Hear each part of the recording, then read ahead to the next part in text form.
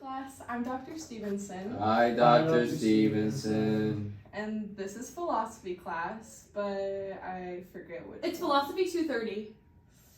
I didn't really ask. But moving on, I would like to start making sure everyone's here, even though we have a small class. Okay, Liz, What up, Amanda? please do not call me Amanda. I worked hard for the letters behind my name. I earned it after long weeks of studying and research. Some things that you guys may not understand. Sorry, I think I got a little carried away there, didn't I? Anyways, Aiden? Yeah, right here. I actually have no idea how I got into this class. This is an honors level class, but it was the only one available. I think my GPA is like a 1.8. Perfect, I'm excited you're here. Okay, who's next? Thomas? Actually, it's Tommy. I worked hard to shorten my name. Okay. Sienna? It's actually N physically here. I mean, can you even really separate the two? Funny you say that because Well, I don't really think you can, because when you're talking about like metaphysics and stuff, like you really just I wasn't done talking. Thank you. We'll actually be talking about personhood today, but I have not even finished taking the role, so let's calm it down a bit. Last but not least, Talia? Here. Perfect. She seems unproblematic. Alright, so I mentioned that we're going to be talking about metaphysics today, and more specifically, personhood. So I would like to see what you think makes a person, and what goes into personhood. No one else? Okay, Sienna. Okay, so I think being a person includes a variety of different things. I think being a person means your memory, conscience, and intelligence, and all of these things like go into that. But I think with like artificial intelligence and stuff like coming up, like it can be really confusing. It can like argue both ways. But like John Locke said that like memories are something that makes a person like a person and gives them personhood. But like Merleau-Ponty like also thinks that consciousness is the result of a person's interaction with the environment. So like, how does that work? Like, I don't know. I mean, you asked the question and you answered it. That was well put. Any other thoughts? Does that mean that like the little robot that delivers my pizza at 2 a.m. can be considered a person? Because all that little dude does is drive to my house and interact with the environment. Environment being specifically my frat house at 239 Randolph Street 5 days a week for all the ladies watching. Oh my god, Aiden. That was so good. That was well thought out. Way to question the point of the class. You're obviously going to be good in this class. Does anyone know anything about robots? Obviously not. They can't feel, they don't have feelings or empathy, they can't be human or considered a person. Did anyone even watch Terminator or read my blog? Don't you think that they can gain emotion after interacting with the environment? Isn't that the whole point of what consciousness means? Is my kitty cat a person? Clorox. I call it Club. But does that mean that personhood applies to her? Well, what do you think? No. I think she's just the most precious kitty cat in the world. But not a person. I Can't can't do listen anything to for this herself. anymore. She doesn't have intelligence. She can't make moral decisions. She doesn't show empathy. Cats are mean. Like, they don't have self-consciousness or logical reasoning. At least to Locke and Descartes, it would not apply. Okay, class, let's calm it down. If she talks about Locke one more time, I'm gonna lock that bitch in the closet. Bitch, she doesn't even know who Clorox is. I think I just made a new arch enemy.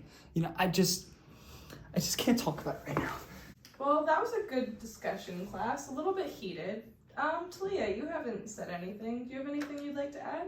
I think there's just so many different factors that go into making something a human. Everything's just so subjective these days. So let me pose this question. If you make something that's living, so like a plant, but think about if it had feelings, do you have responsibility of it?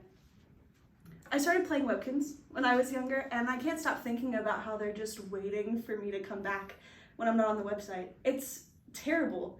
They're just waiting for me to come back. I don't think that constitutes as a person or something you created. They don't even have feelings. It's just a bunch of coding. Okay, class, let's not invalidate anybody's feelings. Doesn't that say something about AI, huh? Yeah. No. Nope. Well, okay. That's all the energy, time that I have today, so I have to go somewhere. All right, everyone's here. It's time to get falafel silly. No? Okay. Well, didn't think that was funny? Today we're talking about ethics and power and how power can corrupt. Can anyone think of an example? Maybe like when certain exes start to get a little too comfortable, and start controlling your life and start to destroy it little by little until you have nothing left but the cats at home because he left you. Does anyone want to give me an example? I can. The Stanford prison experiment is a great example. It shows that when people are given power, they do crazy things. Like, even the prisoners were switched and they were the police, and they started doing violent acts to each other. Terrible things. And then they were given the power, they just didn't know how to handle it. Isn't that a good example? I guess that's a good example. Aiden. I thought Stanford was a college. Do they have a prison for bad people? Yeah, for those whose GPA fall under 2.0. Our university actually has an agreement with them. I'm safe, but watch out, buddy boy. Aiden, you're so funny. I have an example. I actually have played The Sims before, and it gives me this really weird sense of power. My one game is of a lady who locks men in the basement, and they have babies together and raise them for me. Their cells only have a bed, toilet, shower, and mini fridge. All of their needs are satisfied, but they can't ever leave unless I tell them they can. I have so much power, I can do anything I want. It's awesome. What? I've never played The Psalms before, but it sounds odd. And not something for men. Wow, okay. I didn't expect that, but it's an example. Not sure if it's a good one, but it's an example. So that shows that when someone has power, they can do crazy things. As Darth Vader once said, with great power comes great responsibility. Darth Vader did not say that. Then who said it? I don't know, wasn't like fucking Gandhi or something? Anyway, getting back to the real philosophy, the police force is a great example of what people do with too much power. Like, they have so much power and it just leads to violence. Not all cops are bad. My ex was a cop. You mean the one that blackmailed you? Who told you that? You did. Regardless, they aren't all that bad. But you may have a point about them being manipulative. Okay, moving on. Does anyone else have another example? Can we talk about politics? I hate politics. Can we talk about something fun, like sports, like football? Yeah, did you see the game? No, because this is an academic class. We're not going to waste our breath on Neanderthal topics. Me have football and I run into men. Okay, that's enough. Where's Dr. Stevenson? Someone start the timer. 15 minutes, and then we can leave. That's not real. Fake news. Wait, did you guys hear? Why did you catch that? It was gonna fall over. What the fuck? I look like I peed my pants now. Yes, exactly. Does anyone know what that means? She picked it up because she knew it was going to fall, because it was determined to fall. That's determinism. You make fun things boring. You asked the question. We're moving on. It's fine. She's just mad that I'm smarter than her. Well, I'm going to leave because determinism. You probably all knew that. I'm not smart enough to be in here. Oh, Goodbye. that's fun. I'm never coming back. That shit was terrible. Aiden was stoic. He knew and accepted his fate. I think we accepted his fate for him too. You spilled water all over Liz. That was like 10 minutes ago. Let's build a bridge and get over it. It was a learning opportunity. I will be able to build a bridge over all the water you just spilled on Liz. It's fine. I'll accept my fate. That's the spirit. Getting back on track, Stoics think that we should accept our fate and only be concerned with things we can control. Like my amazing grades. I control them into A's. That's it.